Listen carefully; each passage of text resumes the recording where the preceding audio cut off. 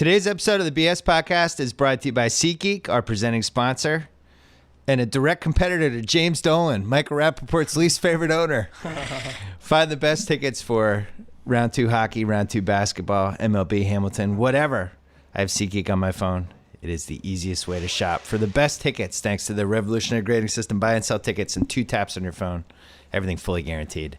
Try it out. Download the SeatGeek app today or go right to SeatGeek.com. Do it for me, for God's sakes. I tell you every podcast. We're also brought to you by SimpliSafe. It has never been easier to protect your home and family thanks to SimpliSafe. Order your home security online. Set up your system in under 1 hour. Then you can start enjoying 24/7 professional protection immediately, all for $15 a month. No long-term contracts, no hidden fees, no hassle. Go to SimpliSafeBS.com. That is SimpliSafe with 2 I's. BS.com today to protect your home and get 10% off. And we are finally brought to you by Against All Odds with Cousin Sal. That is our new gambling podcast. Launched this week. I like it. Gambling stuff. And he's on the world's coldest gambling streak right now. So hopefully things will turn now that he has a podcast. But subscribe to that on iTunes. It is at least once a week. Let's hear from Pearl Jam.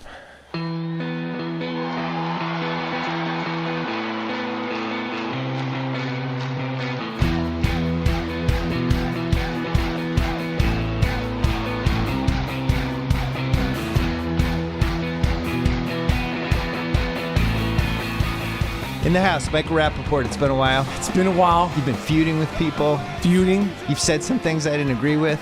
Oh, good. I want to hear that. Well, we'll talk about that later. I feel like you were coming in hot for a while. Now you're medium again. Now with you, you're medium well done. Now you're not rare. Well, I have to pace myself with you because I already know where it's going to go. So I can't start like I jumped off a building. You look like you're in shape. I feel like you've been working out and there's some sort of basketball something going on with you. None. You look like you're in basketball shape, no? Yeah, that's good. Looks can be deceiving. Okay. I look like I'm in basketball shape from the neck up. Okay. So from the That's neck how up. I feel too. Yeah, from the neck up, I look like I'm in basketball shape. But I'm going to take this second. Yeah. To promote something that you're going to like. You're promoting the start of the podcast? The reason why, because I know. Just started. The reason why, Bill, is because if the chances of your audience being able to stick around with what I'm going to bring to this show are slim to none. So I want to get it out now while everyone's listening. Okay. But I'm doing live podcast in San Francisco, May 9th. Yeah. May 11th in Seattle. Yeah. With Sean Kemp. Sean Kemp, the Rain Man, in Seattle. How'd you get him? That's my guy. I'm jealous. I knew you'd be jealous, and I knew you'd appreciate it. So he's in Seattle with Sean Kemp, May 11th, live. Wow. And then May 13th in Vancouver. So that's why I took it to tell you that. And the tickets are available at IamRapaportTour.com. And that's the only reason why I brought it up early is because I feel like I will alienate and breach everything that you do on this podcast. So to IamRapaportTour.com, May 9th, San Fran, the 11th with the Rain Man in Seattle live, wow. And the 13th in Vancouver. This is the first good thing that's happened to Seattle basketball fans in 10 years. This is a big deal. Yeah. So he's up there and you know, I mean, you people forget about how incredible he was and his whole story and, you know, everything. So I'm hyped to have him. Well, you go through the All-NBA teams. And he's in there for a couple years in like, you know, first team, second team. I think he made a couple second teams. He was top 10 player for 3 years in 96 finals. If you watch those games, arguably the most unstoppable guy in that finals. Ridiculous. You know, I was at basketball camp with him. Yeah. I remember. Were you a counselor? No. He looked like he should have been a counselor, but I think Sean is maybe. We might be the exact same age, but I remember looking, I think he's a year or two older than me, but I remember looking over to him, he had a full goatee, and I was like, there's so no way I'm going to be doing anything with basketball in my life. Yeah. Like this was at the 5-star basketball camp, which is like the elite of the elite at the time. Yeah. And it was like a day at the beach for him. He was so much better than everybody at the camp, and there was all-stars, all-Americans, it was like he was like playing around with children. Yeah. People are asking for his birth certificate. Are you okay with that, Mike? I'm set up here. I'm good. I know how to work a mic. Right. I know how to give myself a mic check. You walked in wearing a Jeter Stickman shirt. Yes. Retirement jersey. Yeah, retirement jersey. Now he's going to the Marlins. He's going to the Marlins. He's going to married. own the Marlins. Good. I think that's good for him. He's staying busy. He's not denying the fact that he wants to be a part of baseball like Kobe. is Yeah. doing. Kobe's not doing that. Kobe's doing Dr. Seuss NBA segments for. Yeah, I know. Have you seen those? I've seen them all. And what is it? Is he he loves losing his mind? storytelling. He's a storyteller. He said he loves storytelling. He's a storyteller. Kobe is my dude, but I feel like he's going to go through this and then something's going to have to come back with basketball. But like, if you love storytelling, Kobe's Kobe, your dude? Kobe? I love fucking. You don't love Kobe? No. You don't. You hate I'm Kobe? a Celtic fan. I don't hate Kobe. But you I respect Kobe. Of course. I don't know what he's trying to do like currently. He I loves don't storytelling. understand these Dr. Seuss I know. ABC things. If he wants to be a producer, Kobe, if you want to be a producer, hire yourself some dope writers. Everybody would come take a meeting with you. You got to spend a little money Yeah. and then produce movies. Well, I think that he's would be the spending move. money. Yeah, but I mean, I think if he really wants to be a producer in Hollywood, he can do it. But you don't do it with like animated things. Like get dope directors, dope actors, and I think he thinks he's Tim Burton.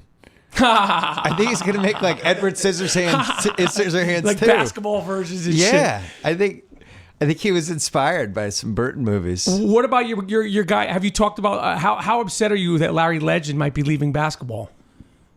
It seems like it's over. He's going to leave basketball? Yeah, I think stuff's going on with that team. I think he got out a little bit early. I think they're probably selling it. Oh. Yeah. Is that your instinct or word on the street? There's some word on the street. When you say word on the street, like, what do you get? Phone call, a text, inside information, inside trading, Bernie Madoff shit? Like, what are you talking about? The owner's old. And there's a feeling within the league. You know, it's really hard to buy into the NBA right now. Right. And the two teams that everybody just keeps circling are actually there's three: Indiana, New Orleans, Minnesota.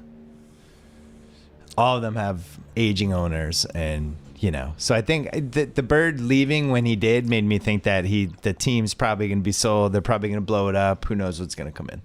Now, let's talk about the playoffs, though. Okay, let's go. So round two. It's been a really uninspiring round two. Very uninspiring. And I think, basketball on the internet, there's this race to just exclamation points. Everything's great. Oh, my God. And it's like, if you really look at these playoffs, they haven't been that good. No. And like that Boston-Washington game, too, in Boston, the overtime game, which was spectacular. We just haven't had a lot of those. No. Like, OKC Houston was super disappointing. Clippers Utah game 7 was a dud. Yep. Every Golden State game, you almost feel like you don't even have to watch it. They're going to win by 15. Like they just cross them off. The Memphis San Antonio game 4. That was fun. That was a really good game. Cleveland's just killing teams. Killing. LeBron. So the thing with LeBron, what? And we always write him off as an MVP candidate now, unless his stats are better than everybody else's stats. He's and an I was MVP guilty of it too. candidate. I didn't vote for him. Do you have a vote? I have a vote. Yo, you have a vote for MVP? Yeah. Did you say who you What voted do you for? think? I'm like a busboy? I don't know. I don't know how it works. I don't know who are the people that vote for MVP. It's like 105 people. That's it? Sage Steele has a vote. Wait a second. So have you publicly said who you voted for? Yeah. Who'd you vote for? Thanks for reading me. I wrote a column. Tate, I like that. Who'd you vote thanks for reading me. Yeah, it's on theringer.com. You have to go see it. No, I voted for James Harden. You voted for James Harden. I did. My big thing about the MVP, Bill, and I want to ask you this. Yeah. Why is the NBA, all your basketball nerds, everybody, all season long, who's Nerds. the MVP? Who's the MVP? Yeah. Who's the MVP? Who's the MVP? The season ends on a Wednesday. Yeah. Okay, the playoff starts on a Friday, yet we have to wait until June 26th to find out who the MVP of the regular season is. And it's going to be Russell Westbrook. He's going to have gone to Saint-Tropez. He's going to gone shopping. Right. He's going to start thinking about the next season. And Take we're going a couple meetings with Tom Ford. And then working on sleeveless blazers. And then a month, 2.5 months after the fact, they're going to give him the award for MVP of the regular season, as if it means shit.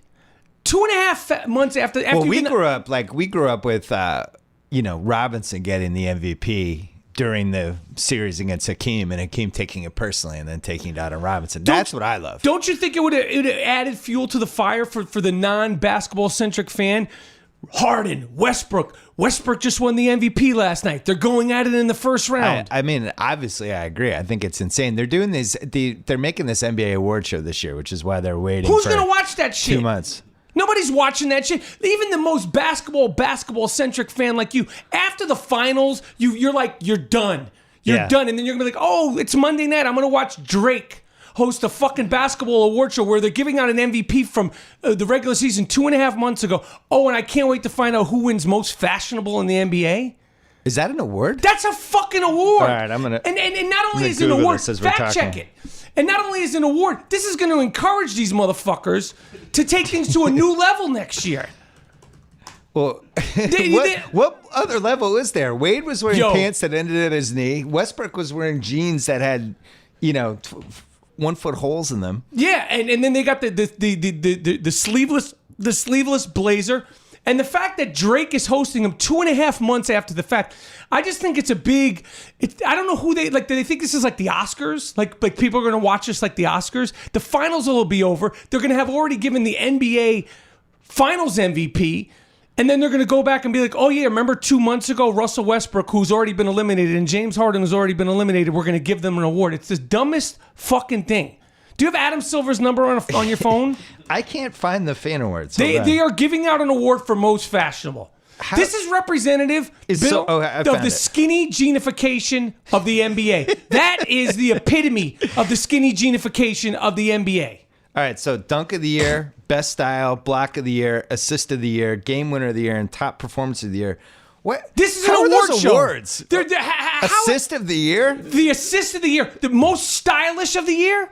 So they're going to be like, oh, next year people are going to be like, yo, I'm winning that fucking award. This should be like Jalen and I used to have a joke about guy you would take into a dark alley with you. Yeah. Like those should be the awards. Yes. It should be like guy I wouldn't fuck with. Yes. That award. The all goon Heat check squad award. Yeah. Yeah. Like Deion Waiters should win an award on NBA. Yeah, What? the He should be 5150 represented. award of the year. Yeah. What's that? Like 5150 means like, when the paramedics get called, they got like a crazy person, they'll go, it's 5150.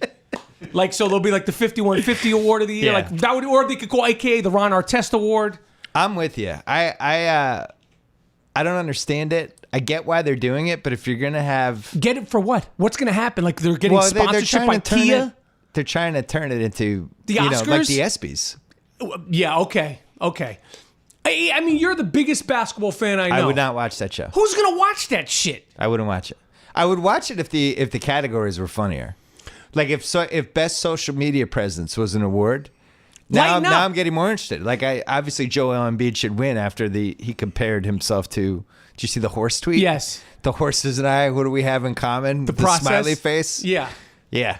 Joel Embiid's great. All right, let's look at the But playoffs. I think that if once you're doing the most stylish award, all bets are off. You can do the all goon squad. You could do the 5150 guy because it's like this is the NBA. You're doing most stylish. One of these basketball players is going to come up there, probably in a fucking tutu, and they're going to get an award. And like it's like like Moses Malone is kicking and screaming in his grave. Yeah, Moses Malone is like, what Moses wouldn't have gone. wouldn't have gone. No, he wouldn't have even gone. know. He would have been somewhere in like South Carolina. Yeah. Playoffs. Yep. The Knicks. Did you think Westbrook was the MVP? Yes. Would you have wanted to play with Westbrook? Would you have wanted to be on his team for 82 games? The way I play, yes. My That's style true. of game. I'm not a shoot first kind of guy. For me and you, it would have been great. Yeah, Yeah. Russ, you do everything. I'll get my rebounds, I'll I'm set gonna my run from picks. 3-point line to 3-point line. Set my picks. I'm ready if you need me. I'm Pass over you here. yeah, like my Yeah. mentality of basketball, yes. Yeah. But I mean, it's hard to say. I mean, I'm curious why you picked Harden, but Really, for me, it came down to his team did better. Their Harden. offense was much better. Like they had like one of the top 10 greatest offenses in the history of the league, whereas Westbrook's offense was like 17th. And I didn't think he made his teammates better. And by the time they got to the playoffs, Oladipo was like a Section 8. He was like Private Pile. Steven Adams, they never ran plays for him anymore. Canner, they what kind of couldn't plays play. can you run for Steven Adams? He's a really good screen and roll guy. I would Okay. have run that over and over again. Canner, like you can't even keep on the court. Mm-hmm. None of their young guys really stepped up. And in those last couple games, he had guys wide open that he just wasn't even passing to. Grant was making threes. McDermott was making some. He just was ignoring them. Yeah, I know what you mean. It's a tough thing with him because he's so. It's such an incredible like tsunami of energy and all that stuff. Tsunami? Tsunami, isn't that what it's called? Tsunami? Tsunami. I like tsunami. Tsunami. Tsunami sounds like where I'd go to lunch today to get sushi. Like, I'm we're gonna gonna go go to head over to Tsunami. Tsunami. Wait, what did I say? Tsunami. Tsunami. Russell Westbrook is the tsunami. Can you give me your biased thoughts about Isaiah Thomas? Which one? I don't. You're a Knicks fan, and we have the Celtics did it again. We have a franchise guy again. We're one of the better offensive guards. How could you not love this guy? In 30 years. So you like him? How could you not love Isaiah Thomas? Okay. I mean, I don't know. You're a Knicks fan. I've told you this. I've softened ever since the Big Three, even ever since the Garnett and Doc Rivers and the Paul Pierce, that team. I like that team. Oh, and so it's not like I don't like when you get a guy like Kelly Olynyk. What's his name? Olynyk. Yeah. See, that who's now getting booed, but like Bill Laimbeer is the biggest doofus the Celtics have had in 20 years. He's a fucking clown with that man bun.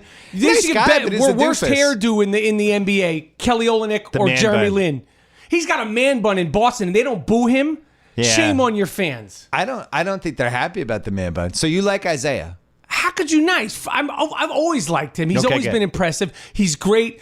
Could you make the finals with Isaiah Thomas? Not this year. You ain't making it past Cleveland, my friend. Any aspirations or hopes or coulda, woulda, should be, or any arithmetic you're going to run in your head that you might possibly beat Cleveland, Bill Simmons. You guys ain't beating Cleveland. You'd be lucky to make it out of there in 6 games. That's what when I brought up LeBron earlier, I was going to say the thing with LeBron when he's rested. As when is he not rested? As a friend of mine said this week to me, who I can't name. Why not? Drop names. Because he's involved in the NBA. Okay. LeBron in a full tank is still the scariest player of the last 25 years. Period. Even this year, in year 14, when he's rested and he's going, and you knew when it was 8-3 and he's calling for the alley-oop and dunking lefty off the backboard, it's like because he had rest. And if they can get through these series with four in round 1, 4 or 5 in round 2, they blow through the Celtics 4 or 5, and he can get to the finals with real rest. That would make me think they have a chance, even though they're bad defensively. Do you think the Celtics can push them to 7? Let's assume the Celtics get there because the Celtics they're not. Washington can beat the Celtics. Today it came out that Isaiah has a fractured jaw. I wouldn't be surprised. So he's got a fractured jaw, knocked out 3 teeth. Shit.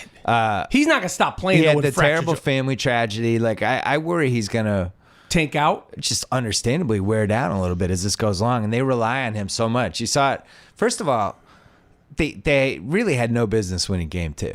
And game 1, really. That was the best game he's had all season. I mean, we've seen him do that 15 times this year, but he had 53 points. Yes. He took 33 shots. He's never taken that many. And really that game came down to Bradley Beal had an 11-footer for the game. Yes. And he gacked it. He's short. It was a short arm. They might not get past Washington. They very well might not get. I'm concerned. One of the things I don't love in a playoff series is when you keep falling behind by double figures. I agree. I think that's a horrible sign. Not a good habit to start. I think they're better because I don't think Washington is poised enough. I think it's gonna be one of those series that we're gonna look back and go, wow, Washington should have won.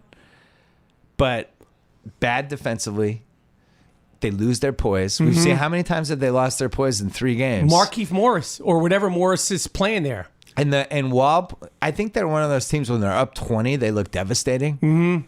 But if the Celtics can just get them in these games where it's close in the last 5 minutes, Wall's going balls to the wall, and like he totally ran out of energy in game 2. Yep. So I don't know. I could see 6 or 7. I always felt that way. Even when the Celtics were up 2-0, I felt like it was going to go 6 or 7. The question I'm asking you is, who would give Cleveland a tougher matchup just to slow them down? Boston. All right. Washington's not ready yet. Okay. I don't think Boston's going to beat them. I don't think so either. But, Boston's biggest hope is injury luck. Yes. Like you saw it with Parker. Yep. Parker just goes down. Yep. When you have these guys that are in year 14, 15, 16, 17, it's really hard to play 100 games. Yep.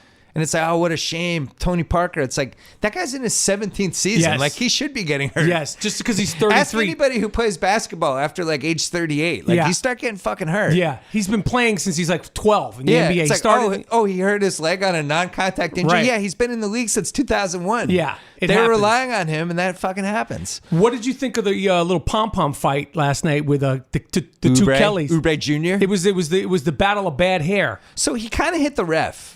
I felt like Yes. that should have been a bigger deal. But it was like, yeah, like he ran But into him. he crashed into the ref. Yes. As he crashed into Olynyk, which feels like that's a suspension. No, he's not getting suspended. Because your boy flopped. Your boy Olynyk. I actually don't think he flopped. And Olynyk's a dirty fucking player. Now I go back and evaluate. He's a doofus. He's not dirty. Yes, He's a he doofus. fucking is. Because now I reevaluate that Doofus little versus dirty. That little twist that he did on Kevin Love and his high picks on Oubre and his bad goatee. And what is he, Canadian? He's Canadian. He's Canadian. Who is a dirty Canadian? He's dirty. Canadians He's like a are the hockey nicest player. people on the planet. Yeah, he's like the nicest people, and doesn't he big political statements like he's like fuck Hillary and all that. He's like a big. Kelly Olynyk? I think so. I don't even think he knows who Hillary is. No, Tate, look it up. He's like Mr. He's like Mr. Outspoken. He had like a pic. He's not a good Tate, guy. Kelly Olynyk, dirty or doofus?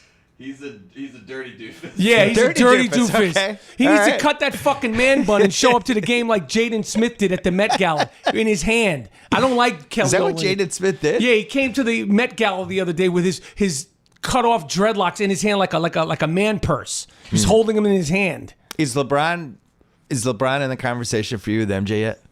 Absolutely. Okay. How could he not be? I'm still not there. Who's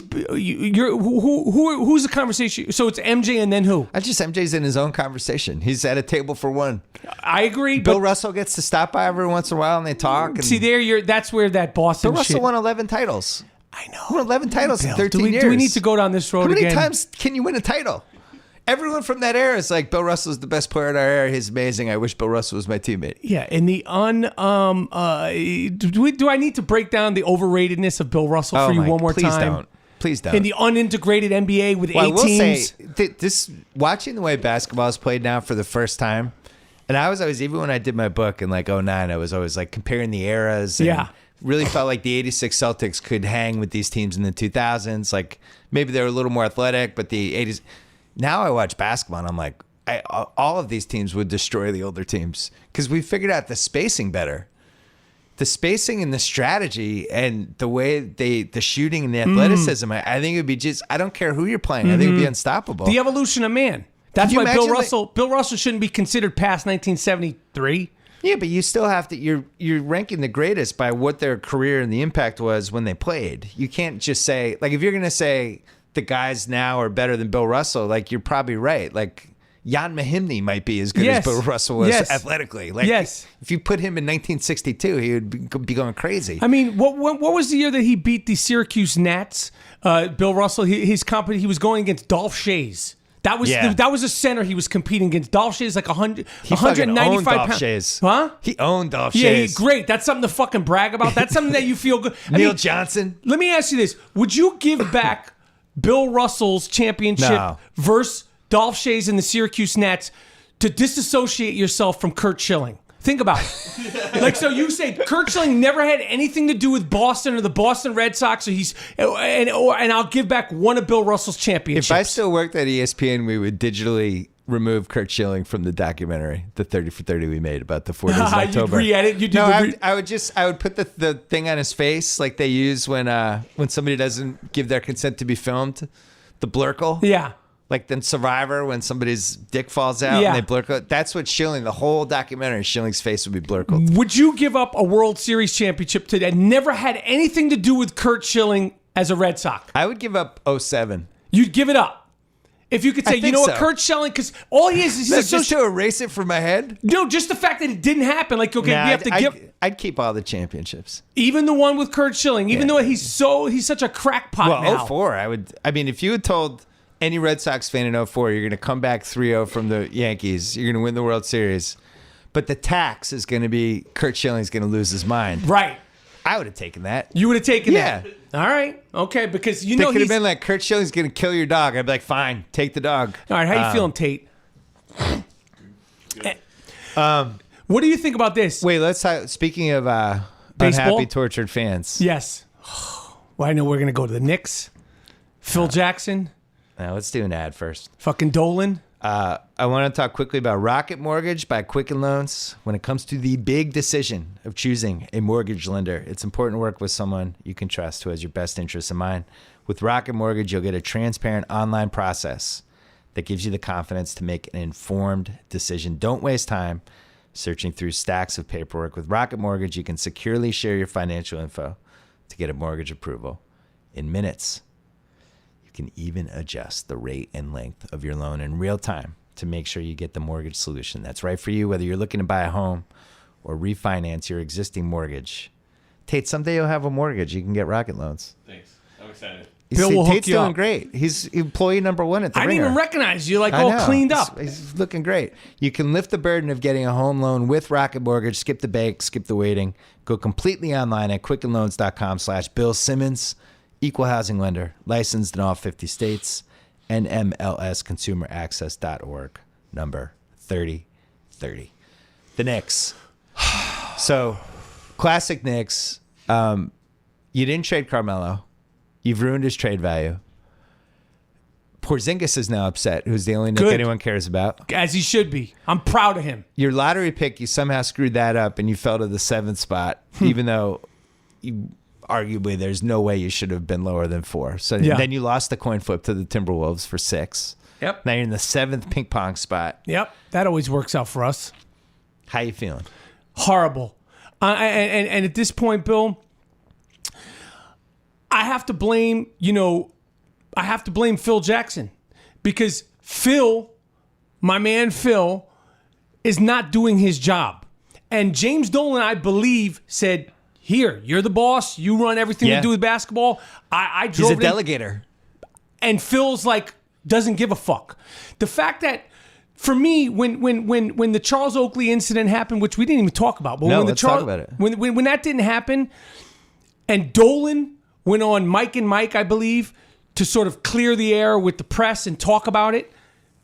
If I was Dolan, I would have said, Phil, they need to hear from you. Well, I don't want to talk. They need to hear from you, Phil. Please go talk to the press for 5 minutes. I'm not doing it. Then you're fucking fired. I fire him on the spot. I'm paying you money. I'm the owner. You work for me. I'm giving you however many amount of money. They don't want to hear from me. They want to hear from you. You're not going to talk to the press. You're fired. It would have taken everything off of James Dolan. And that's your job. The fans want to hear from Phil Jackson. We don't even get, he's falling asleep at games. You see him like he's like nodding in the crowd. He's like, and everybody came into this with such optimism. The fact I've never seen in any sport, what is he, the GM, the president of basketball operation? What is Phil's fucking title? President of basketball operations, something like that. Publicly try to shame and humiliate, whether he holds the ball, whether he's not as good as D-Wade, we know he's not as great as LeBron, all this stuff, to publicly, for him to come out, he didn't speak to the press all season long, and then his closing thing is to try to publicly shame Carmelo Anthony, regardless of what you think of Carmelo Anthony, it's just not cool. It's Plus, not. he was the one who gave him a no trade clause. You did it. Yeah. Why don't you fire yourself? Why don't you say, this is my fault. I fucked it. I should go somewhere else and play. Who does that? Who can't? It's like, it's just not fair. We all have our problems with Carmelo, but for him to do that and not speak when the Oakley thing happened and not speak when your point guard mysteriously disappears, but his last statement of the season is to shit all over Carmelo. I'm proud that Porzingis, the Latvian gangbanger, said fuck it. He figured it out in 2 years. It takes most people 5 years to figure these things out. He was like, fuck this. I'm going back to Latvia. He got the other gangbangers. And I'm out of here. I don't need this shit. I'm glad that for a 21, 22-year-old kid to figure it out so young, I was like, this kid's got his head on his shoulders. And like, what do we need to meet and talk about? It's the closing conversation with this guy. Well, especially somebody who threw his best player under the bus. Threw his best player under the bus. So, Jeff Hornacek's going to get fired at somewhere. He's never going to coach basketball ever again. What do you think there hasn't been enough attention paid to the whole Kurt Rambis as a narc kind of thing? How Phil Jackson puts Kurt Rambis in there. He's always there. The whole thing is a joke. It's bizarre, right? The whole thing is a joke. It doesn't matter who they put in there.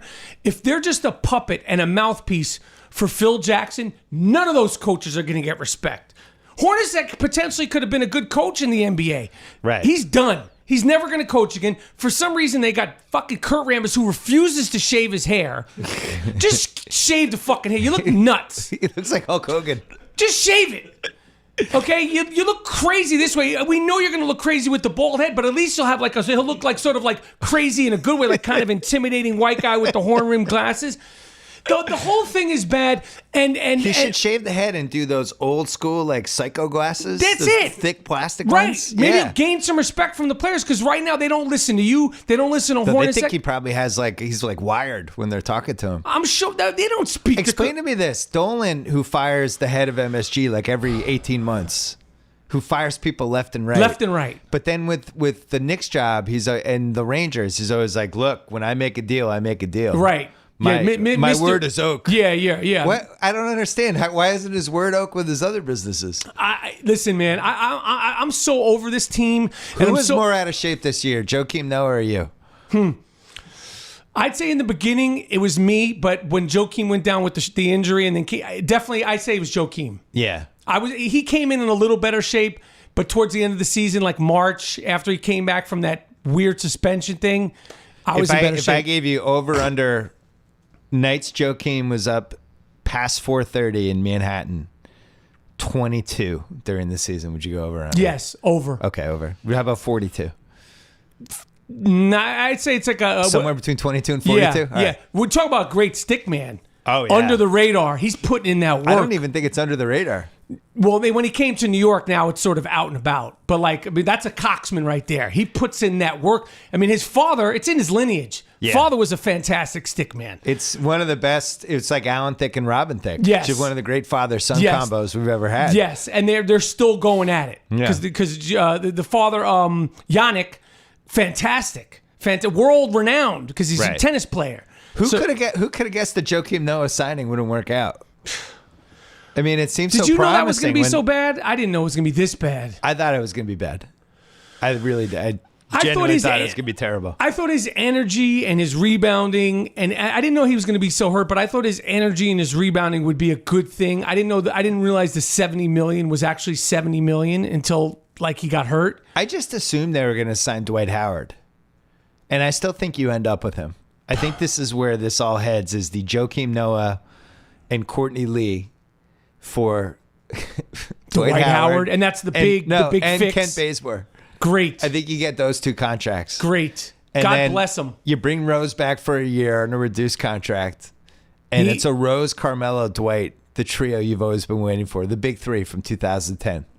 Only now it'll be 2018. It's a disaster. So I had Desus and Mero on a couple weeks. You had what? Desus and Mero. Oh, yes. But you said You love those guys. Yeah, they're funny. And I was saying to them that all the Knicks celebrity fans should get together. Every time you jiggle the Starbucks cup, everyone hears and thinks like we're making daiquiris. Tate'll make it work. Tate'll make it work. So I was saying to them, but just let me say, people, if you're hearing this noise in the back, that's a Starbucks. It's my Starbucks It's cup. not. He's not making a daiquiri. So I was saying to them, all the Knicks celebrity fans should get together and do one of those music videos like people used to do in the 80s to raise money. Yeah. To band together against James Dolan and the Knicks, just to be like, we're not taking this anymore. You get all the people, Spike's in there in the front row. Yeah, he's like the Quincy Jones. He's like the orchestrating Woody it out. Allen. Yep, Woody's in the front singing. They give him a solo. Matthew Modine's really into it. Yes. He really is belting it out. You just get all of them. Desus and Mero, they just go all the way through. You get like 40 Knicks fans, and it's like, you suck, Dolan, whatever the chorus is. And then you get that out. I don't know why people just don't go. If you want to go see a piece of shit, just waste your money and go see Hamilton. Stop going to Knicks games. Oh. Yes. You're the anti-Hamilton If you want to corner. go see... If What you want to go see... I didn't know this corner existed. Let me tell you something, Bill. That's one of the biggest frauds. That's one of the biggest con jobs. They're like, it's like a hip-hop experience. You drive through any hood in any part of the United States, ain't nobody rocking the Hamilton soundtrack outside the bodega in any hood. This fucking thing, it's like Dr. Seuss rapping. Like, that set hip-hop back. They're like, and I'm not, no disrespect to Lin-Man, it's a great achievement and all that shit, but like, people are like, well, it's like hip-hop, but it's Hamilton and it's pop. That ain't fucking hip-hop.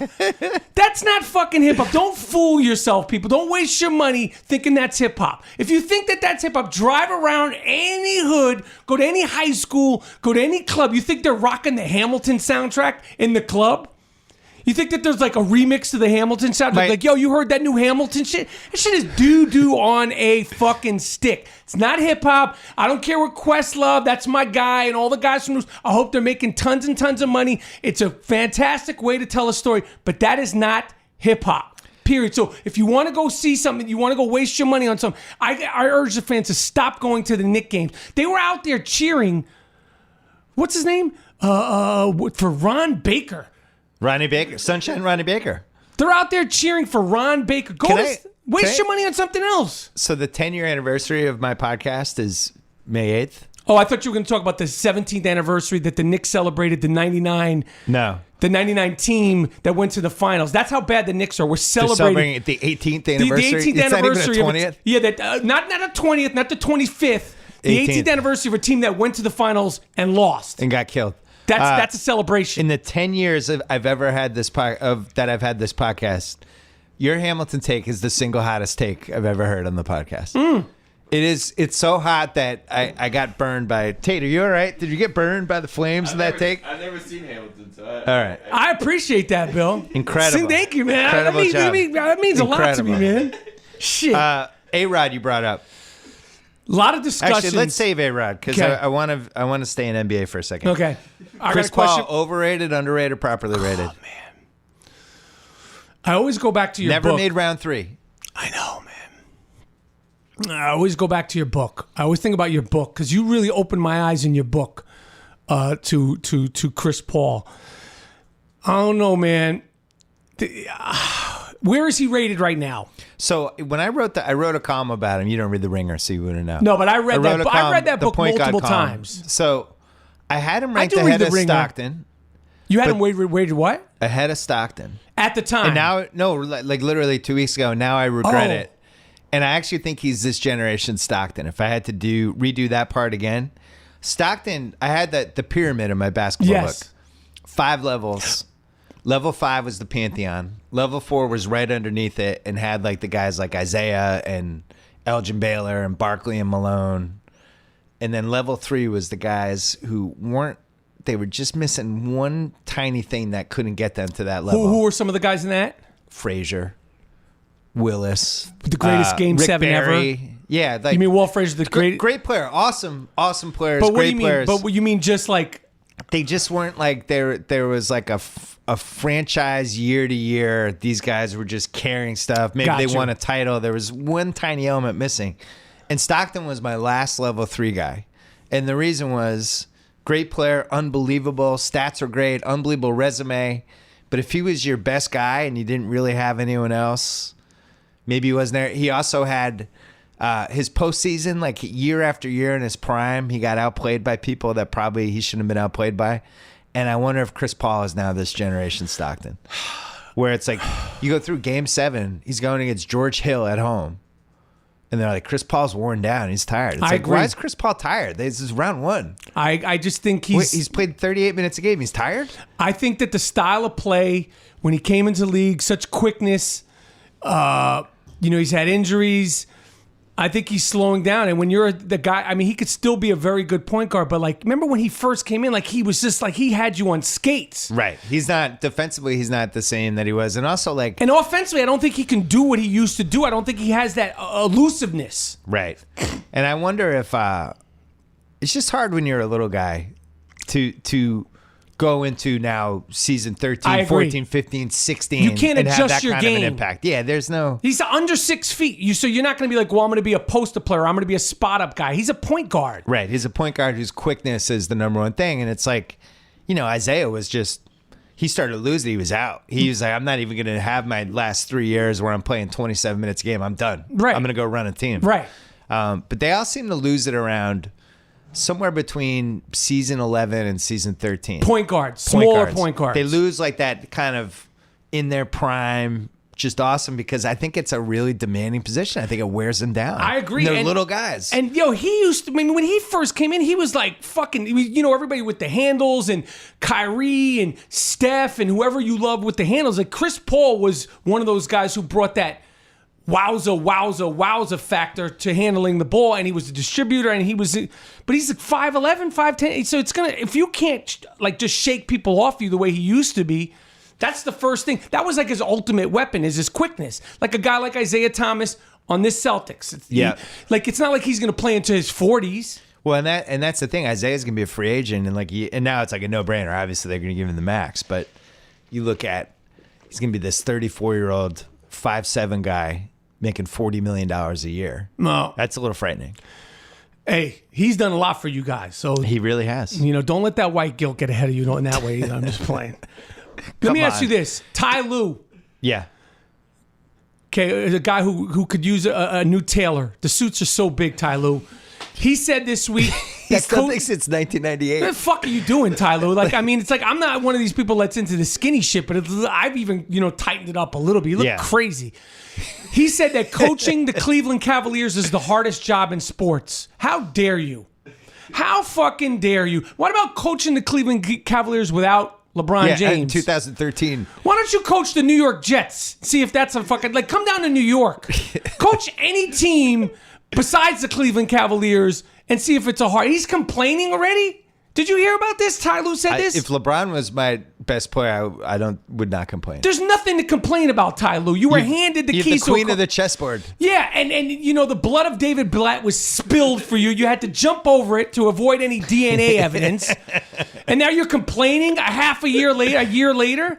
Shame on you. It's like, and they're like, oh, well, he outcoached Steve Kerr. It's like, really it would be fun when the Warriors and the Cavaliers to get there. Steve Kerr's not going to be there.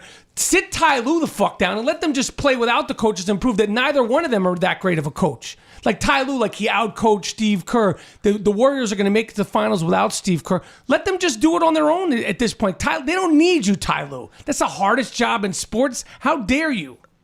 He didn't say that. He did say it. Yeah, he did. He did say it. That's insane. How am I breaking news to you? It's like 2 days ago he said that. I didn't hear that one. He said it. That's Well, you don't read my amazing. column? What the fuck, man? Sorry, I didn't read you on the rigor. You didn't read my column? Ty Lue couldn't have said that. He said it, Tate, tell him. Oh my God. He said that. That's got balls, That's one of the right? worst things I've ever heard. I will say, Spoelstra's job the first 2 years at Miami, that was a tough job. That was a tough job. You're figuring out how to ease in the best player of the last 20 years with the guy who's owns that city and who probably was a little more alpha doggy. I agree. And then you have Chris Bosh too, who's in the corner sucking his thumb, wondering why he signed there. And he made all that, they flame out in the finals. He was able to rally them back. That's a tough job. There's plenty of other, but he said the toughest job in sports. This guy's got fucking big suits and big balls. Yeah, Jets coach. Yeah. I'm with you on Jets coach. Yeah, he said that. You're going to get your ass kicked by the Pats twice a year. Right. We're coming again, by the way. I know. Do you even follow football? Did the Patriots ruin football for you? No. You sure? Bill, I wouldn't blame you if they ruined it. No, they didn't ruin it. Because they're going to win the AFC East again. I was texting you. Wasn't I texting you? Oh, I did. I said, remember during the Super Bowl? You probably can't remember because it changed. If you looked at your thing, I was texting you. I said emergency podcast after the game at halftime. Oh. Do you remember this? I was like, please, emergency podcast. Please, can we do something? Come on, Mike. Come on. There's no way I would have done that with you. I know you wouldn't have. I would have rather have hit you with a 2x4. I was texting this motherfucker in the first half. I was like, please podcast something right afterwards. And then I disappeared. I hadn't talked to you in months from that. I don't even remember getting the text. It's there. Trust me. If we Monica Lewinsky it's there. Trust me, it's there. There was you. There was a handful of my Boston friends that I was texting, but you were the first guy. I was like, "Where are you?" Your dad at Tom Brady. It was gonna be. Your dad at Tom Brady. Say it again. Your dad at Tom Brady. I didn't give up. I didn't. You know what I didn't do at halftime? Quit. No. I changed seating positions in my living room with the people I was with. Picked a different chair and waited for Tom Brady to lead me back to the promised land. It was incredible. It was incredible. I love that Kraft is still behind Donald Trump. You feel good about that? What would you do to get him to shut the fuck up? So you trade away, would you trade away a Bill Russell, I don't know, Olympic medal to have Tom Kraft, to have Roger Kraft, is it Roger Kraft? Robert Kraft. Stop saying that, all these fantastic things. I mean, it's got to shame you guys. Because I know there's probably a lot of Trump people, but it's don't you want him to just stop saying that? Would you give away Bill Russell's Olympic medal for Kraft to stop saying how great Trump is? Trump was a great friend to him. Yeah, Trump was a great friend to him. Of course he was. Of course he was. Yeah, What would you give away to have him stop acknowledging Donald Trump as being a great friend and a great leader? He's a great friend and a great leader. And you know what's amazing? He might have been a great friend. See, he might have been a great friend. I'm sure he's a great friend. But dude, what did you think about Brady coming back? He was incredible. Listen, he's incredible. He's incredible. He's sick. A grumpy Bill Belichick who doesn't talk to the press because he would shit on you. If you asked him a question, I would love him to shame you in front of all the other press people. Have you ever thought about what it would be like to ask those questions? I'm always stunned by like Popovich, the way they tiptoe. I would have so much more fun with it if I was stuck there. Thank you. My sideline reporter question to Popovich every single time would be, what bottle of wine would you have compared that performance to? Like, you got to go that way with him. He'd be like, oh, that's great. Totally agree with you. I feel like we were like a 98 Barolo in that Totally agree with you. Or like, what war general do you wish you could talk to right now? You get him thinking, right? right? You get him thinking with weird questions. I totally agree with you. Bill Belichick, there's no way in. He doesn't give a fuck. What would you do with Belichick? You're at the press conference. Belichick's like one of those. He's just a mean. Those handball walls that people play in New York City. He's the handball wall. He's a fucking. You hit the ball and the wall he's knocks just a it handball back. wall with graffiti on it and spit and like been vomited on. The questions. What's the question? You have your Popovich in. What would you do with Belichick? Nothing. He would publicly humiliate the face of Boston sports. He doesn't care that it's Bill Simmons. I think that the way He's in a with prick. Belichick, he loves talking about football. So what would you say? So if you ask him questions that are like legit football questions, like, can you talk about how Landon Roberts, what is a Landon Roberts? How has he grown as somebody who can come up and stop the run, but then go into pass protection? You don't think any reporter asks a question like that? That's all he wants to do. You can't be like, Bill, who is Tom He doesn't playing want this fodder, week? right? He's not giving you any information whatsoever. But he'll love talking about. Be like, hey, Bill, have you studied what Bump Phillips did in the 1980 championship game? Did you think there were any like that's the shit he wants to talk about? Otherwise, he's out. Okay, but fair enough. I think the way he handles it is brilliant because he gives nobody anything. But I just think it's mean. I think it's mean and obnoxious to treat every question by every reporter just like as if they have no business even speaking to him. Like he truly makes Craig Popovich look like the friendliest guy in the world.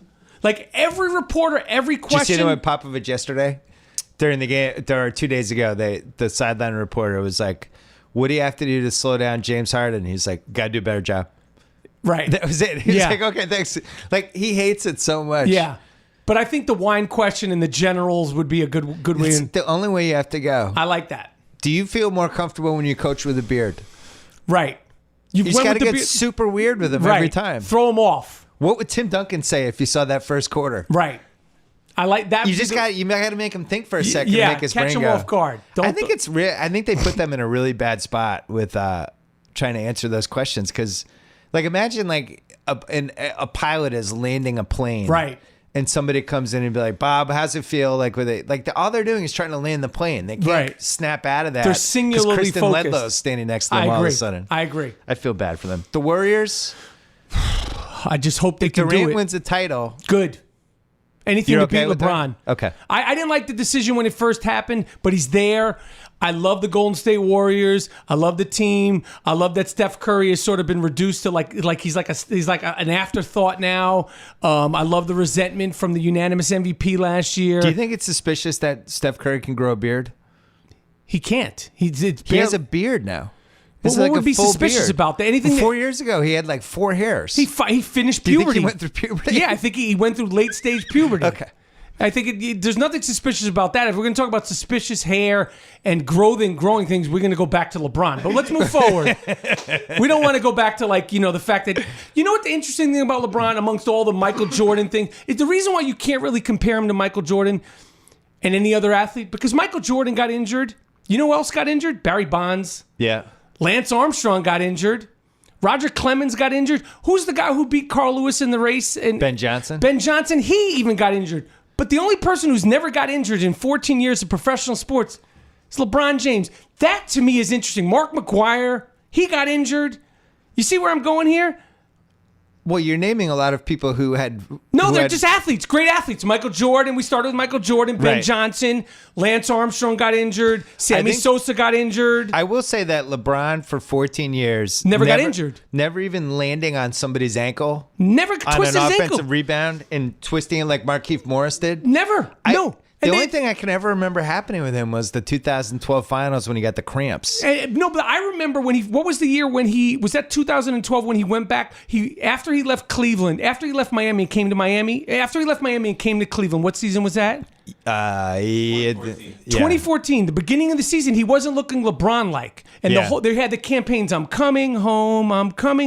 And then in December, he said, I need to take a break.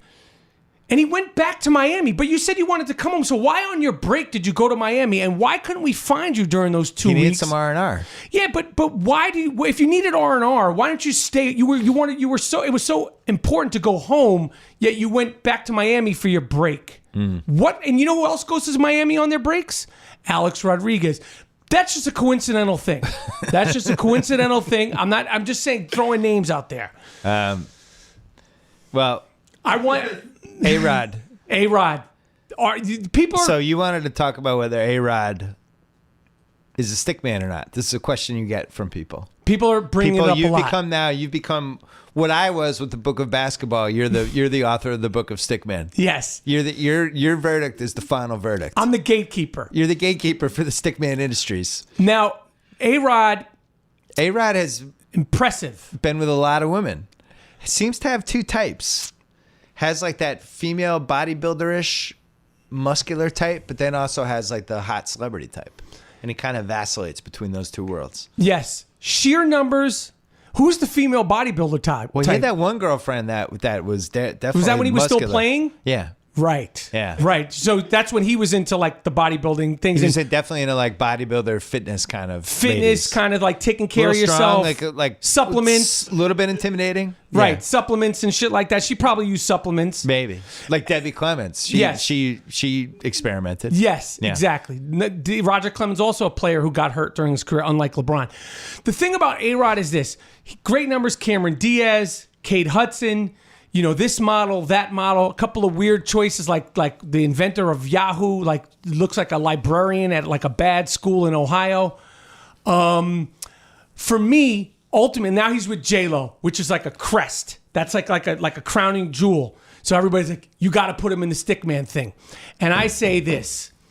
I treat the Stickman Hall of Fame the same way I would treat the Baseball Hall of Fame. You don't get in there with any asterisks. His greatest work, A-Rod's greatest work, he was under the influence of PhDs. So to answer the PEDs And PhDs. PhDs and PEDs. So for me, when people ask me, is A-Rod a stickman? I say, unfortunately, no. Just like I wouldn't let Sammy Sosa or Barry Bonds into the Baseball Hall of Fame, A-Rod, unfortunately, you're not getting into the Stickman Hall of Fame because some of your greatest work, you were under the influence of PEDs. I think there's a couple indicators that would help with this. I'm not saying this is your thing. I'm not telling you should No, but think this way. you're with me. I'm with you. I'm on the board. When you Yeah, have the board meeting you're once a year, the I have head of- ideas. yes. Yeah.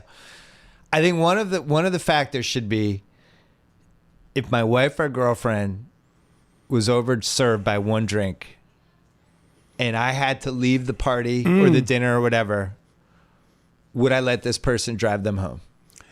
And explain why. Like I because said, a true stickman, A true stick man is just they're going to step in. No. Bill Clinton's driving your drunk girlfriend home. There could be a He's problem. a stick man. He's going to step in. But you know who's not going to step in? Who? Jeter.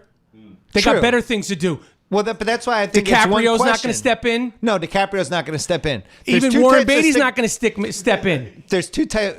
Yeah, you're right. Maybe I'm wrong on You know this. why? Because I was there- thinking there's two types of There's, stick men. there's a gentlemanliness. There's a You're right. gentlemanliness. I'm wrong. I rescind. I But rescind that's the a question. fantastic. See, that right there, though, is what it's all about. That's what we talk about in the board meetings. That's exactly what it's like. You could go left or right. People that could seem like they should be on the list, Right. That That's they're great. not. All right. So I inadvertently stumbled into the right discussion. So So Jeter would drive my drunk girlfriend home, yep, not do anything. nope. But that would also plant the seed for down the road. Yep. She'd be like, that guy has class. Yep. It would work in his favor. It works in his favor that he treated the situation with class. Now, if you were sending A-Rod home with your drunk girlfriend, He might take a crack. That's why he's not a stickman. period. Yeah. Period. There it is right there. Did we ever talk about JFK Jr. with this discussion? Consummate. I mean, one of the stealth consummate World stickmen class. ever. You never knew what he was up to. Fantastic coxman. Men and women were sad at his passing because the work that he did in New York City, pre-cell phone, pre-social media, incredible stick, man. Great Did you head hold of it hair. against him that he would run in Central Park with no shirt on? Loved it seemed like kind of aggressive. I know. Okay. I didn't feel like, I felt like he was just like, it might have been a tinge aggressive, but I just felt like it was just like it was what it was. Okay. Like it is what it is. Would you put Drake on this list? Yes. Up and coming young stick man.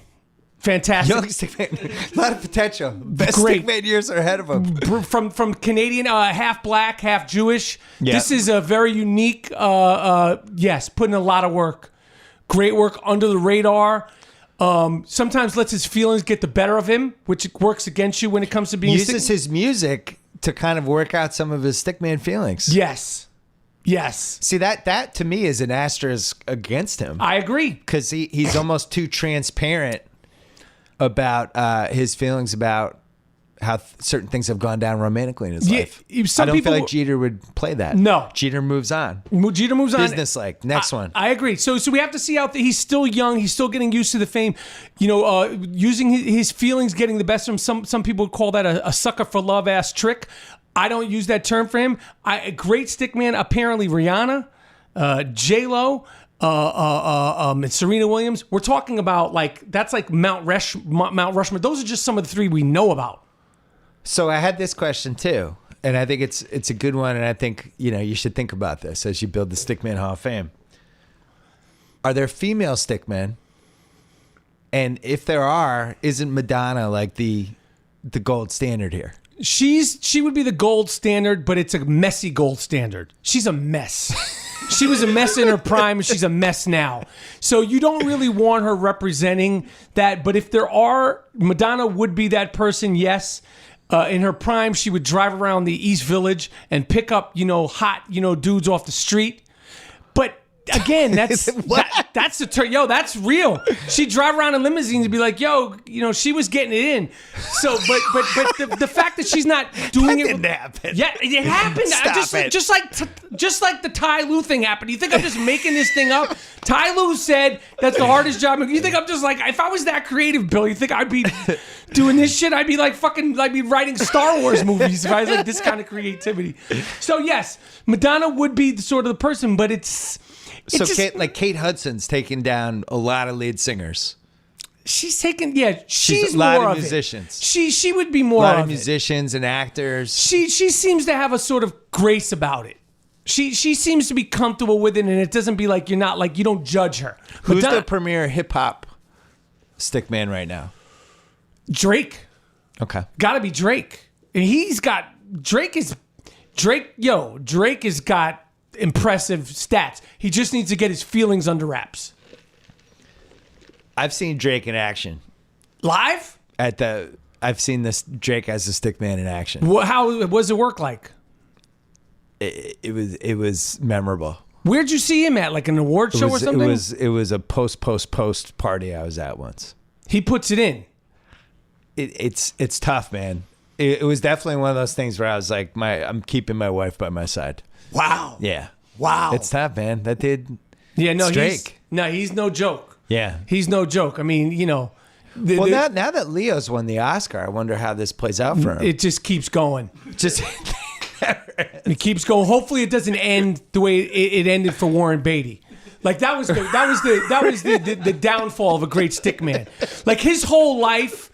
Like there's a generation of people that will only know him for the incident at the Oscars. And I was very adamant on social media. I was like, how dare you criticize it? Do you know the groundwork yeah.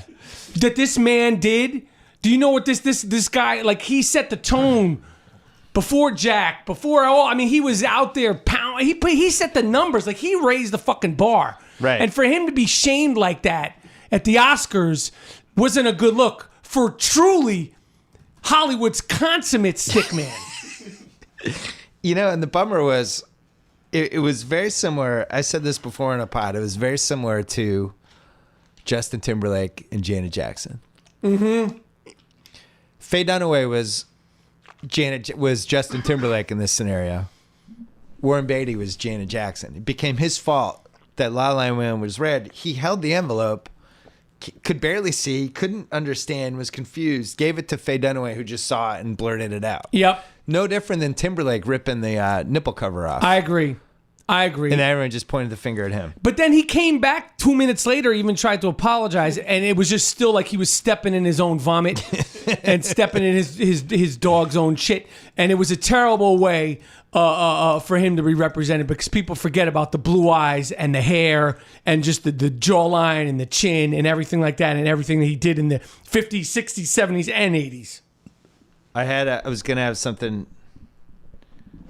I was going to read you about Warren Beatty. I was talking about somebody who was on the set with him on Ishtar. Uh-huh. And Warren Beatty had stepped in with somebody who didn't seem like the typical person he would step in with. Uh-huh. And the person asked him, why that one? What's your modus operandi? Uh-huh. And from the book it said, why? He was searching for the right words. Huh. Because you never know. That's it right there. Warren Beatty, he didn't know. No. Everybody was fair game to him because you just never know. You never know. Yeah. How dare they disrespect him? That wasn't his fault. What he did, this is like a great coxman. You're feuding with ESPN. Not ESPN. Okay. Dan Le Batard. Well, you're not on ESPN anymore. Nah, that's not true. It ain't over till it's over. When was the last time you were on ESPN? TV about 2 months ago. I'm on. I don't know what I'm on. You're gonna make me like really be not on ESPN. I'm not gonna do anything. Le Batard's my friend. Why? I've been friends with him for 10 years. I don't like him. Well, do you know what let's solve it. The whole thing Can happened? we solve it right now? Well, I tried to. The way that whole thing, the whole Le Batard thing happened was he had set out a tweet about Magic Johnson not being what's the word he used? Not being didn't have the credentials to run a basketball team. I saw that. Didn't deserve. What was the word he used? Wasn't worthy. Didn't deserve to run a basketball team. And it was so. It first started out and I was like, I gotta say, I was surprised that he made that play. I did not agree with that stand, but it's fucking opinion. I had an opinion on his opinion. So then I had tweeted. I've never met Le Batard. So then I had tweeted out. He's a good man. Okay. I think he's got like some race issues too. So then I said, well, if he's not worthy to run a basketball team, your father maybe not be worthy to be on a television show. I just want to point out that on Wednesday I had my father on a podcast who has just as many credentials as Le Batard's dad. Your father's on a podcast, not on a TV show every single day. And the comparison was just like, but at first it was just like, all right, so I get it. You're saying like, how can you question Magic's credentials? Like, look in the mirror. Your father's on a show, and like, how many times are you going to have him misquote rap lyrics and like everybody's like laughing because he's doing it in broken English? It's like basically like if you're going to say that he doesn't have the credentials to run the Lakers, I say your father doesn't have the credentials to be on a TV show. But it wasn't as crass as that. Okay. One of his producers started talking shit. So we were going back and forth. Like, so he was like, said something about, oh, well, your career, this, I don't even remember what he said. And then it was like, I was going, well, I don't know who the fuck you are, but if I met you, you're the guy who gets me coffee. So now I kept calling him a coffee maker. I said, you're the guy who, when I show up to do Le Batard's show, you shake my hand and you say, hello, Mr. Rapaport, can I get you something to drink?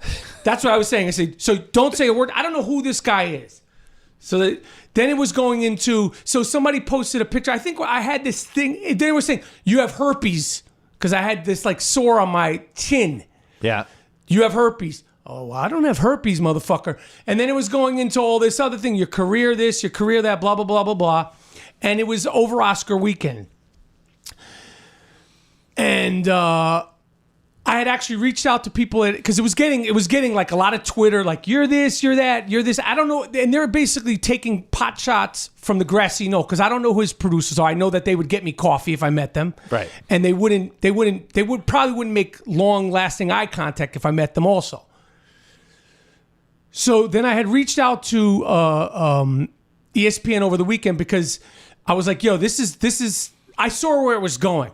I said, yo, I never met Le Batard, but if he wants to talk about this off air, we could talk about it off air, or I could call into the show Monday morning and we could banter and it'll go away. But if they talk shit on the radio Monday morning, there's going to be a problem. So Monday morning, Le Batard, John Wiener, goes by the name of Stugotz. I love Stugotz. May or may not hate Italians. No. He's mocking Italians with that Stugotz. Stugat's a good guy. Stugat's a good guy. I'm going to defend all these guys. Okay. Well, if you heard what they were saying about me, you wouldn't defend them. Who to say he's saying this? He thinks he's black. His career this. His career that. He's racist. He loves black people so much he made a Tribe Called Quest documentary. La la la la la la la la. Dissing me on national radio. Dissing me. Inappropriate popping shit. And the coffee getters.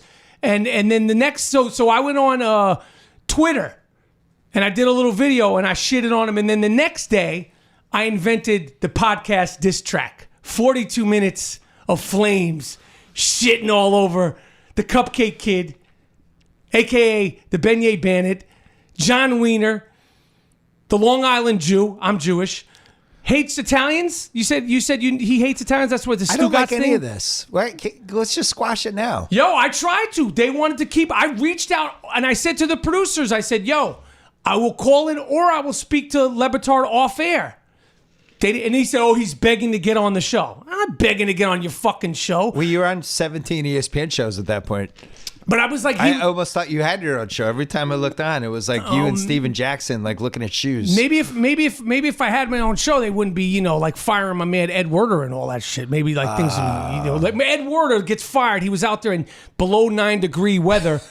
I'm in Philadelphia. There was like blizzards and shit. Then they get rid of this guy. So that was the thing. But I haven't been on the ESPN just because he said, Le Batard was like, well, you got to look at how much stake or how much value somebody has at ESPN. Like he basically told them, yo, this person shouldn't be on ESPN. And I think, and right now I'm suspended or not. I don't even know what I am. You've been uninvited. I've been uninvited, but not officially uninvited. So I don't think it's going anywhere. I saw Matthew Modine on The Jump last night. Really? No, I didn't. Oh, okay. I think you have your own little corner. You're an actor who can go on sports shows. And I don't know who else takes that corner from you. No one else takes that corner from me. I mean, there's other people that could talk about sports and stuff. But in regards to the Le Batard thing, I just think that. So that's how it. I don't know. This whole thing is just perplexing to me. Ask him. But the dope thing about Just the kind of shit Le Batard hates, though. Ask that fat motherfucker what he... Come on. No, Bill, please keep this in. Ask that fat fuck. Ask that motherfucker what it is. Because I reached out to them and I was like, ask him. Ask him. All right, I'm going to ask him. He's my friend. Get him on the air. Like, can we call him? Get No. that fat fucking... Get John Wiener. Get those motherfuckers. Get their producers and ask them. You're really mad about this. I was mad because when they're saying things... My wife was mad because, like, you're saying things like you have herpes. I'm an actor. I don't have fucking... So if you're like saying I have herpes and I'm saying, no, I don't have herpes, basically, you're fucking with my livelihood. Like, that's like defamation. Like, if I'm kissing kids, I have a show... I have You're kissing kids. I have kids that play. Do that. I have children that play my children, my kid. I have actors that play my kids on the show. I'm kissing them. Hi, son. Hi, daughter. I have my wife, Jennifer Jason Lee. If I'm kidding, and I'm like filling out forms that say that, and then they're saying I'm racist. The whole thing is just bullshit. And I'm just saying like Dan Le Batard is a wannabe. Howard Stern. No, the show is weak. No. The show is weak. His takes are weak. Miami sports are weak. And the whole like I'm racist and all this shit. Tate, what do we do? Keep it in. You can keep it in. Bill, why would you take it out? He went on his radio show on national radio and talk shit. If you take this out, that's not fair. I said this all to their face. I said this all on the radio. All right, let's move on. You made your point. Okay, but I'm thinking, I still feel awkward because I like all those guys. I'm trying to think. I wish this would work out. Reach out to him.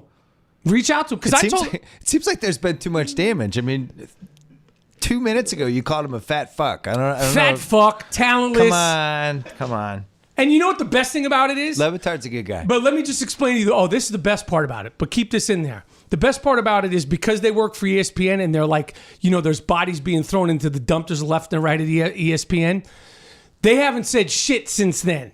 Because, see, I don't like the whole thing with me going on ESPN. I love doing it. And my whole thing with going on sports is I love doing it. But it's like going to ceramics class. It's like going to like photography. Like I love doing it, but it's like it's not my living. They haven't been able to say shit because I think probably the people at ESPN were like, don't say anything back. So that's the beauty of it. Like I don't. Like he's totally like he thinks he's so rogue and he thinks he's so like out there, but then he hasn't said shit about it because I know they said don't respond because basically it was like ESPN employee were talking shit about an ESPN employee. But you haven't been on since. Nope. Dan Le Batard, he's a good guy. Poppy, he's really good on TV. Poppy. Do you think? Do you see ESPN with this whole direction of kind of takes? It's a day it takes. Everybody, it's at least two people looking at each other, throwing takes at each other. Not much different than what we're doing now, but it seems like a more. There's something I don't like about it. My thing with sports stuff. There's a soullessness that. To the day-to-day grind of it that I'm not a huge fan of. And it's not just ESPN, because I like ESPN. My whole thing, like I fuck with ESPN. I love all the people. I love Beadle. I love Rachel Nichols, Carrie Champion, Jamal. They're all, like, I love them. They've all been great. My thing with ESPN is just Le Batard. So please keep that in there. Okay. But the thing about sports takes and sports, sort of commentary is that when you're sitting at home watching a game or you're in your car in traffic listening to a game, you got your finger up your nose, you got your Starbucks, you might have a cheeseburger, smoking this, smoking that, and you're sitting there in a pair of basketball shorts. If that, you might be balls naked and a t-shirt, but yet everybody's fully dressed, fully made up, and in suits. And I think it's not the Wall Street Journal. It's not CNN. It's not Fox News. It's not MSNBC. It's sports. And even like the basketball nerds, it's like the analytics of it all. It's like how many, it's like, and there's so many of these guys are trying to like outstat each other. I hate it. I don't like that. It's like enough with the stats. It's like when you're sitting there playing ball, you're playing 3-on-3. Everyone's on a historic pace. By the way, you're on a historic pace for F-bombs in this podcast. Oh, do we not give the precursor to the little kids aren't listening? Afterwards, we'll do the precursor. Yeah, you'll do like, please cover your ears. After we finish this, yeah. Yeah, they know. No, they don't know. We got to do it again. Let me tell you something, Bill. One of the things that in like a year and a half, people come up to me, they recognize you, they'll say, consistently, especially in New York, all the time, they'll just straight up say to me, when are you going to be on Simmons again? I love you on Simmons. Nice. When are you going to be on Simmons again? And as if this is a performance, I'm like, that's just me. They're like, I loved your performance on Bill Simmons. I'm like, that's performance. Yeah, that's just 24/7. Yeah. But so people come up to me all the time and say that to me, like, and I'm like, but I'm also an actor. They're like, no, I love you on Simmons. So before we go, can you give us one story that you haven't given us before? I'm going to go through your IMDb. An acting thing? Yeah, something from I all can tell these you people. this, the Big Three thing, I had a great story down there. Oh, yeah. You're going to be, what are you going to be? I'm the roving reporter of the Big Three. Okay. The Big Three is the tournament that Ice Cube put together, professional basketball league. Look at you. Have you seen your IMDb photo? You I look look like you're like, about to murder people. That's look a good picture. That's a good picture. That's a good picture? Yeah. You look like you're filming the Jeffrey Dahmer story. Yeah, it's good. It's good. I want to keep people on the toes. But I'm the roving reporter. By the way, you're a hypocrite because you were in a TV series called Boston Public for 4 years. And paid so well. You diss Boston. Paid so well. Took those Boston checks. We shot it in Manhattan Beach. I mean, like, don't get it fucking twisted, man. Paid so well. It was a local job. It was my first. I just had my first kid. I liked the show. Good time. David E. Kelly, Boston guy, and we shot it in Manhattan Beach. Here are the choices. You can give us a story about. I love that I got Nick choices. Cage or Caruso in Kiss of Death. You can give us a story about anyone from the cast of Deep Blue Sea, including Sam Jackson. Mm-hmm. Or you can give us a story about Brendan Fraser in The Scout. No stories on him. Or anyone on True Romance. I'll Were do. you working with Christian Slater? Was Christian Slater on, off the wagon during True Romance? That's a good question. I think that Christian Slater was, if he was on the wagon, you couldn't tell.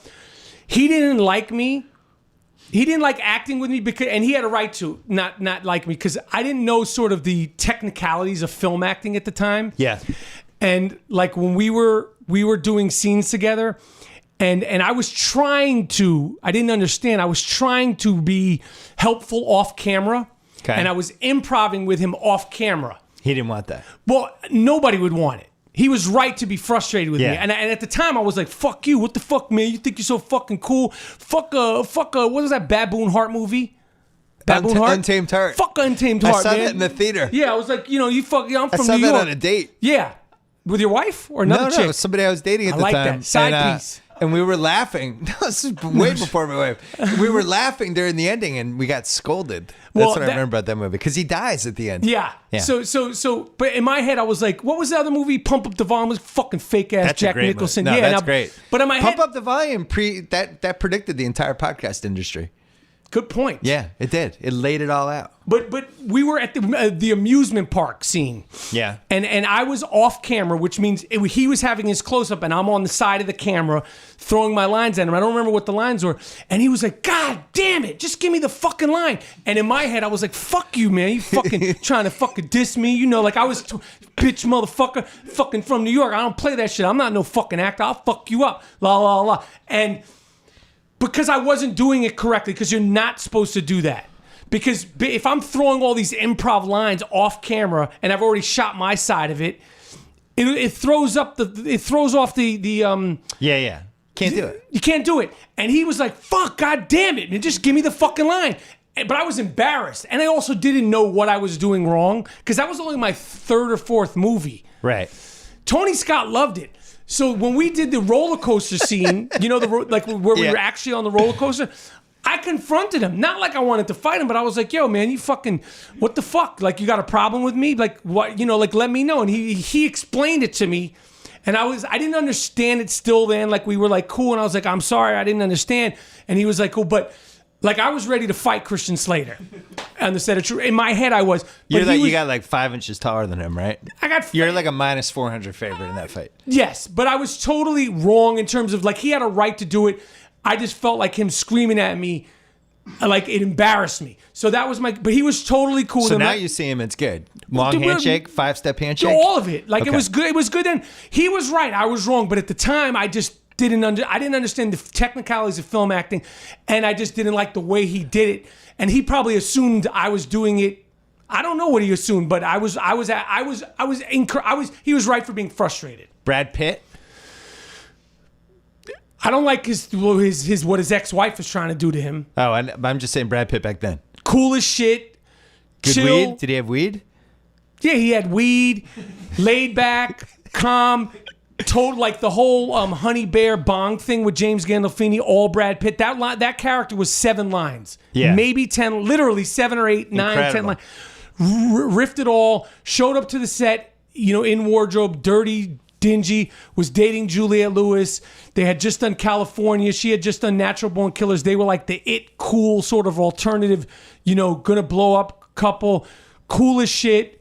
Nice dude, friendly to everybody. And you knew, this was like right after Thelma Louise and before the Robert Redford movie, you just knew he was like, he's like, you know, sort of Giannis now. Like, you know, this guy's special. Did you know in '93 that's like one of the future Hall of Fame stickmen we have? He already put in work at that point. Yeah. I mean, the guy, when you're up on him, it's Brad Pitt. Yeah. Like, there's no question about, like, those blue eyes and that jawbone, the hair. He had the long, you know, sort of the long hair. Yeah. What was it on Golden? Not on Golden Pond. What was the, Tate, what was the Robert Redford movie that he did? Oh, the fishing movie. The fishing movie. So Yeah. he had that look going, but with remember he had that weird, like, sort of Fabio blonde hair. Right. Like, people were dropping, like they'd walk by him and, like, they need to be resuscitated. Right. Keep the girlfriend away from Brad Yeah, Pitt. but cool as shit. All right, I that's was once good. at an Oscar party with Brad Pitt. This is Yeah. when he was single. Ah. I swear to God, I saw a whole room shift as he went from one place to the other. But like a pack of women. I swear I saw it with my own eyes. I was at the bar with him when we walked from the bar to the front of the club. Yeah. The whole fucking place, like the whole thing shifted. It was literally like a whole section of people followed him. All girls, all dimes, all in skirts. And he just was like oblivious to it. That's like easy pickings for him. We have to wrap it up. Big Three. Big Three. When does that start? Starts the 26th on FS1. I'm the roving reporter. I got to meet Dr. J and I asked him. When does it start? June 26th. June 26th. It's going to be dope, competitive, physical. Charles Oakley had to break up a fight during the practice games this weekend at the draft combine. I saw it with my own eyes. The draft combine? The draft Yo, Mahmoud Abdul Rauf, formerly you Chris love Jackson. him. Love him. That was one of our old 30 for 30 ideas we never did. I think I want to try to get that going. Would you call it Chris Jackson X? No, a.k.a. Chris Jackson. AKA Chris Jackson. That was a good idea. Got to meet Dr. J. I was emceeing the draft. I mean, that's outer body experience. Mount Rushmore stickman. Got to put my hand up to his hand. Yeah. The hands of life. I tried to squeeze it at him. I tried to catch him off guard. I asked him, what was Larry Bird, the most famous white person with no lips, saying to you that day? Please just tell us all. He wouldn't tell me. He would not tell me. What prompted? 42-6 is what prompted that one. Bird had 42, Doc had 6. He was talking shit. Doc didn't like it. As he So he shouldn't. told He Moses almost got and- his fucking neck choked off. He told Moses and Barkley to grab him so he could just punch him defenseless for 10 seconds. Yeah, well, lucky right. it wasn't worse. Well, you can come back on before that starts. I'm going to squash this Le Batard thing. I don't like it. I'm squashing it. Don't say anything else. Wait, you're going to squash it or squash it from the podcast? No, I'm going to squash. I'm not going to allow this anymore. It's over. I'm squashing it. Squash it. All right. Basically, Magic Johnson got me kicked off ESPN. Defending Magic Johnson caused this whole thing. Thanks to Simply Safe, it's never been easier to protect your home and family. Thanks to our friends at Simply Safe. Order your home security online. Set up your system in under an hour. You can start enjoying 24/7 professional protection immediately, all for just $15 a month. No long-term contracts, no hidden fees, no hassle. Go to Simply Safe with 2 eyes, simplysafebs.com. Today, protect your home and get 10% off. Don't forget, I was on the Ringer NBA show talking Celtics Wizards. If you missed that, don't forget to subscribe to Cousin Sal's new podcast, Against All Odds. You might have to make an appearance on that one. At some point. Anytime. You love gambling. Anytime. And Small then, stakes. And then Michael Rapaport, your Netflix show premieres Atypical. this summer. Atypical. All right. So keep an eye on that. It'll pop up. IronRapaportTour.com. Sean Kemp, May 11th. Oh, yeah. Rain Man. Seattle. Show up for rap. It's going to be fun. Thank you. Anytime.